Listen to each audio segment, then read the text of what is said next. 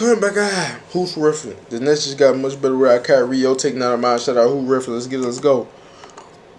So, I know I'm a few days late from when this series usually comes out, but I wanted to finish up today's video. Now let's get back to the topic at hand. It's that the Nets actually just got better after the trade that they made and are now actually set up to perform better in the playoffs than they were before.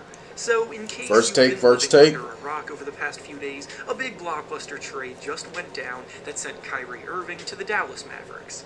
Kyrie was made aware that the Nets were unlikely to give him a contract extension, so he told them he would rather take his talents elsewhere, in a place that actually wants him, and he found that place in Dallas, where he can now play alongside Luka Doncic. There's a lot to discuss regarding this trade in general, oh my god, come here. Oh my god, oh man. So that's what I'll focus on here.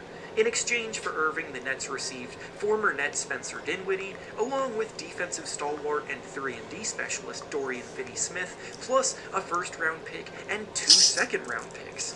If I'm being completely honest here, my first thoughts are that the Nets came away with a pretty damn good haul for a guy who wasn't even going to be on the team next year. Obviously, elite shot-making is difficult to replace, and Irving was far and away the best player involved in this trade. But the Nets are lucky enough to have an elite shot creator in Kevin Durant, who will be returning from injury soon, and their biggest needs were on the defensive side of the ball. Nicholas Claxton has been having an amazing breakout year as a Defensive Player of the Year candidate, and you know what's crazy down? Plays solid defense when he's healthy. And Kyrie was leading guards in the East for All-Star, dude. He is at least still a good contributor defensively, but outside of that, the team had holes that they needed to plug, and Finney-Smith is as good as it gets. Bring Jalen Brunson on up. Plus, this trade allows Cam Thomas to step into a bigger role with more consistent minutes, and in the 2 games since the trade went down, Cam Thomas has dropped more than 40 points in back-to-back games.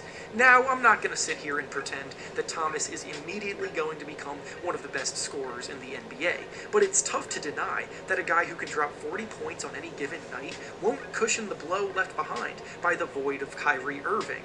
The Nets were already a deep team as is. They needed to just find the right combination of players and lineups to roll out. And honestly, I kind of agree with the fact that they might be better prepared for the playoffs after all of this. The next take will be just as far as the Nets, man, that take, yes, I love that take. Cam Thomas, man, you gotta clap it up for him. Clap it up. Cam Thomas, dude, he just dropped another 40 points. He just said back-to-back 40. He just dropped another 40, so that makes 3 in a row. He hopped in the Kobe MJ bag with that one. Yeah, he been killing, man. Cam Thomas been killing. This gives him an opportunity. For him, this low-key was a blessing in disguise, man. A blessing in disguise. You got opportunity. You cooking. You taking. You ain't taking it for granted, but you taking advantage. You know what I'm saying? You cooking, man. 40. This man dropped 40 something 3 games. This man averaging what, 45, 44 a game. Like, this man ain't playing no games. Like, he's been cooking, and he been a bucket. This ain't nothing new. This ain't surprising. Cam Thomas been like this, man. He been like that. You know what I'm saying? He really a bucket, man. The man, something serious. It's like, cause you gotta think, before Kyrie got traded, you know KD was hurt, right? So that means they was already losing games anyway. So it's like, yeah, he dropped 40. Oh, he dropped 40, but still lose. Yeah, but it's like, when Kyrie was there before he got traded, they was still losing. KD was out. Before that, KD was in. They was in third, so it was doing good. I still would love to know how KD feel about the try. I know he feels sometimes. He can't just play it off like, oh, it's whatever. Like, nah, come on now. You know what I'm saying? But now that Kyrie's in the West, who's gonna start point guard position for the East guards? Who's gonna do that? That's interesting, right? Discussing today comes to us from Oscar, and he says that it doesn't matter that the Mavericks took a hit defensively, because by adding Kyrie Irving, they are now one of the most dangerous offensive teams in the NBA. So the last take focused on the Nets side of the trade, so it's only right for the next one to bring us to the Mavericks side of things like this one does. I said bring Jalen Brunson on up, though. This is a difficult concept for me to get behind fully. The conversation surrounding the Mavericks and what they need has always been centered around the fact that they needed to get Luka Doncic a co-star who can take some of the offensive burden off of his shoulders. Kyrie Irving, without any shred of a doubt, can do that in a big way. That box is checked, and it's why I'm still incredibly excited to see what these two can do together. Because as this take states, they will be a lethal offensive team with two of the best shot creators in the entire league. I remember the bubble virtual fan. That shit was funny as hell. I can't fully get behind They the be a idea fool for that that you one. can just brush off the defensive woes is because of how the state of the Mavericks already is at the moment. At the moment, before Kyrie Irving joins the Mavericks, the team already has the 8th best offense in the NBA, and I fully expect Drew them Holiday to tried to perform clap to like a stop top him 5 making a team shot. in that regard when Kyrie gets integrated. Small teams, The right, issue, guys? however, is that the Mavericks were also already one of the worst defensive teams in the Oh yeah, by NBA the this next to year, get ranked defense too, by the 24th way. on that So that's NBA good. floor. And after this trade, they just shipped out their best and most impactful defender in exchange for more offense. Luka and Kyrie will generate a lot of points, but they are also, without question, one of the worst defensive backcourts in the NBA right now. Christian Defense Wood win is championships. also one of the worst defensive big men in the league to make things worse, and championship contenders are never I teams didn't know he was ranked that bad in the at bottom defense. 5 of the league on defense, and that very well could be where the Mavericks finish the year unless more moves are made. And finally, the last take. So the Mavs, man, is they winning it or no? It's gonna be hard to start Kyrie and Luka. You know what I'm saying? It depends on how they play together. First of all, we gotta see what they do first.